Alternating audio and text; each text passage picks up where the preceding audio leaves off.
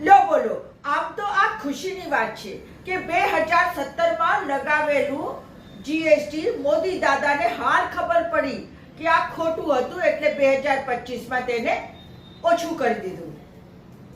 પરંતુ દુઃખની વાત તો એ છે કે મોદી દાદાને 8 વર્ષ પછી ખબર પડી કે આ જીએસટી ખોટું હતું. એટલે છેલ્લા 8 વર્ષમાં જે ગરીબો હતા, મધ્યમ વર્ગ હતા અને જે વેપારી વર્ગ હતા, તેમના ખિસ્સામાંથી 22 લાખ કરોડ ખંખેરી લીધા અને હવે અમને ખબર પડી કે આ તો જીએસટી ખોટું હતું. जब नया नंबर वाला चश्मा आता है तो एक आध दो दिन तो आंख ऊपर नीचे करके एडजस्ट करना पड़ता है. 8 साल के बाद समय की मांग है कि हम एक बार उसको रिव्यू करें. 22 सितंबर को नेक्स्ट जनरेशन जीएसटी रिफॉर्म्स लागू हो जाएंगे. नए स्वरूप में अब सिर्फ 5% और 18% के ही टैक्स स्लैब रहेगी. હવે રાહુલ ગાંધીજી નેતા પ્રતિપક્ષ તો કહેતા જ હતા કે આ તો ગબ્બર સિંહ ટેક્સ છે. बदमाशी करने की कोशिश करते हैं, हम उनको वहां सामने खड़े मिलते हैं. हम ऑपोजिशन में बैठे हैं मगर सरकार को कांग्रेस पार्टी का कार्यकर्ता चलाएगा.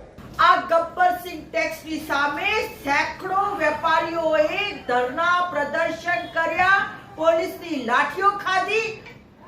મોદી સાહેબે જીએસટી ઘટાડી.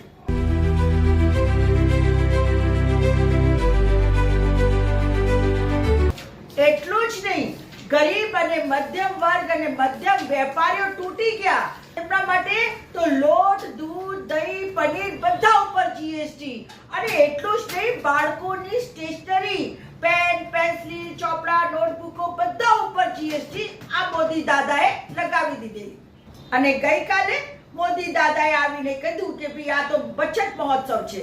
વાહ ભાઈ વાહ, પહેલા જીએસટી લગાડો ત્યારે મહોત્સવ કરાવો અને પછી હવે જીએસટી ઘટાડો એટલે કે લોકોના પૈસા ખંખેરી લીધા પછી કહો છો કે આ તો મહોત્સવ છે.